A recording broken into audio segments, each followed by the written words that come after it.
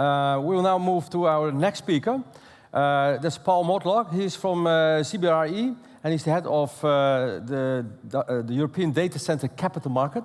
And he will explain to us his view on the future, the nearest future, about trends in this market. So welcome to the stage, and I wish you a lot of luck and you a lot of new insights. Thank you, Paul. Thank you so much. Lovely. Here. Super. Thanks a lot. Care for some drink? Yeah, some water, thanks. Morning, everybody. So my name's Paul Mortlock. I lead CBRE's Data Center Capital Markets practice across Europe. It's great to be here in Amsterdam this morning. I'm also a last-minute replacement, replacing my colleague Kevin, who unfortunately couldn't be here, but I'll try to keep my foot on the pedal. I'm conscious lunch is not far away. Before we get into the meat of the presentation, I guess the main thing I want you to take away from today is that the sector continues to be in excellent health. I guess that's why we're all here. Yes, there are power shortages across much of Europe. That's probably our biggest challenge right now. Yes, power costs have risen steeply. Yes, economic conditions have deteriorated across Europe. Yes, inflation's having a big impact on the cost of building data centers, fitting them out, and operating them. But we at CBRE see the curve of demand steepening rather than flattening in the short term, as all sorts of new technologies are putting increasing demands on the data center market across Europe. So whilst macroeconomically conditions are weakening, the co-location data center market in Europe, specifically the top markets, continue to grow at a considerable clip. Take-up levels in 2022, according to our research, across the FLAP-D markets, that's Frankfurt, London, Amsterdam, Paris, and Dublin, totaled 384 megawatts. That was a smidge down on 2021, but still very, very healthy. And again, we outstripped new supply coming onto market, which was only 337 megawatts. So that meant the vacancy rate across the big 5 markets in Europe fell to just 12.9%. And of those markets, Frankfurt is by far and away the most supply-constrained market in Europe, where the vacancy rate fell below 5%, just 5% for the first time, which is the second lowest globally outside Silicon Valley. For 2023, we're forecasting supply levels in FLAP-D to increase by circa 555 megawatts, which is a big rise on 2022. This is particularly impressive when we consider the challenges many of you in the audience experience in getting this capacity delivered on time. Also set to break new records, take-up levels are expected to break 400 megawatts for the first time this year as a number of large pre-lets become fully operational. The consequence of all this is we expect vacancy rates to increase marginally this year, but only very slightly. So let's dig into the details a little bit. So as I've said, 2022 was a stellar year, and it's expected to be no different in 2023 despite the weaker economy. And there are a number of reasons for that. First and foremost, let's discuss the sources of demand. If you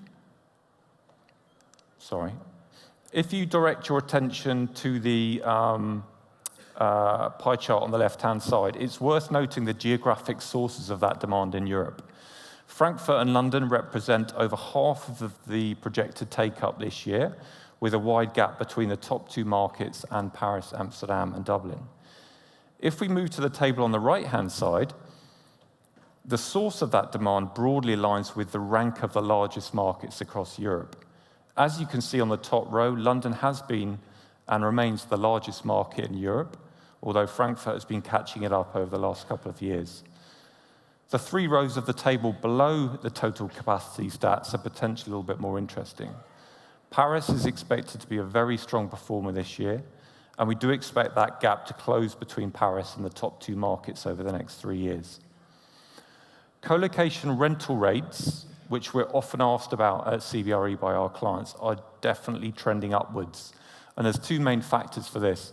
The first is an obvious one, and that's low availability levels in key sub-markets. I'm thinking Slough in West London, Grange Castle in Dublin, Sossenheim in Frankfurt. But also, we're finding operators are beginning to pass on the higher costs of building the data centers and fitting them out to their customers. I spoke to a leading European data center colo sales director last week, and he didn't think he's going to sell a single kilowatt, including build-to-suits, at less than 100 euros per kilowatt per month from the beginning of next year.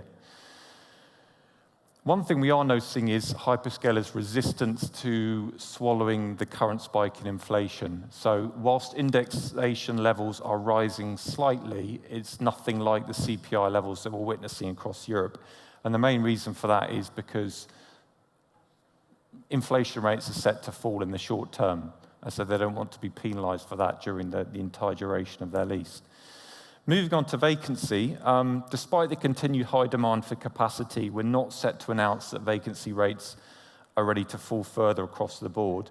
It's not impossible that they will fall further this year, but as it stands, there's a significant amount of capacity to be delivered, and we're still working on how to account for that.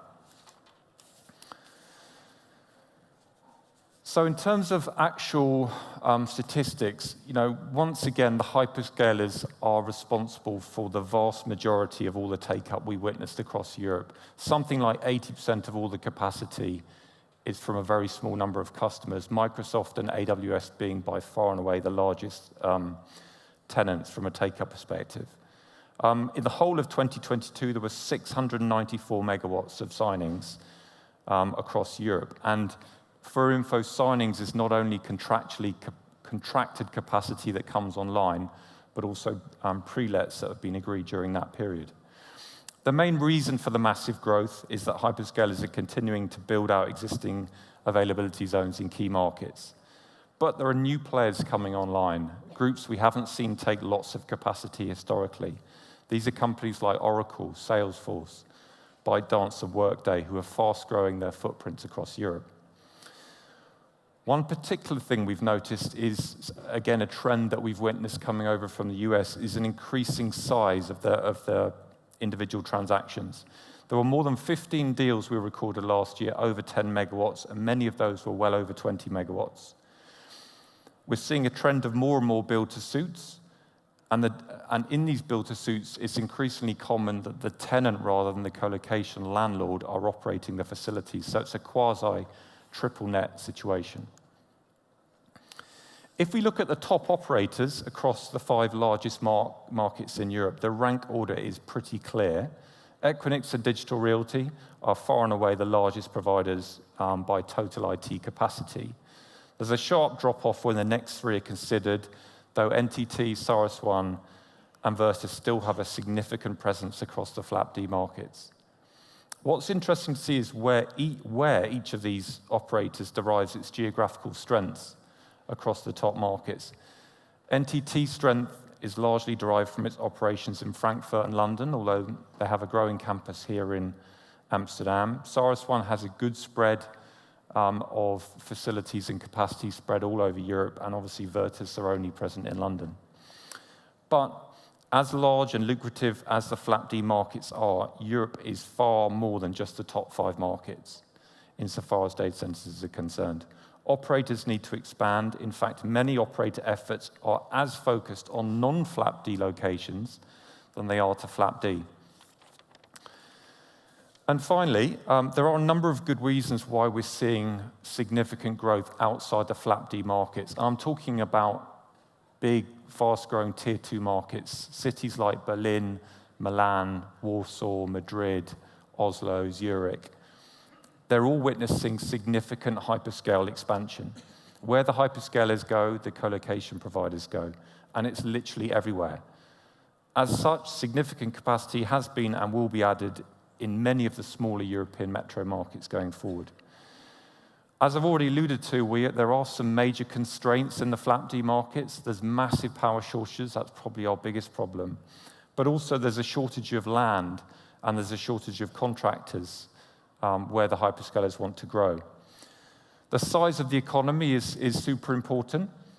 I'm nearly finished, Paul, I promise. There's also shortage of time. Yeah, I'm very nearly there.